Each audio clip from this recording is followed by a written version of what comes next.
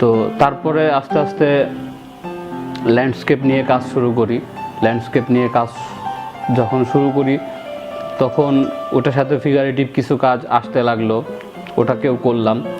তারপরে যখন আস্তে আস্তে 2টা সেমিস্টার শেষ করার পরে দেখলাম যে কাজ আরও অনেক বেশি মিনিমাইজ হয়ে গেল, তখন কালারগুলোও চেঞ্জ হয়ে গেল, ফর্মগুলো চেঞ্জ হয়ে গেল। তখন আমার যে গাইড ছিলেন নিখিল দা, উনি বললেন যে নব, তুমি এই কাজগুলো করতে পারো, এই কাজগুলোতে মনে হয় অনেক বেশি তোমাকে খুঁজে পাওয়া যাচ্ছে।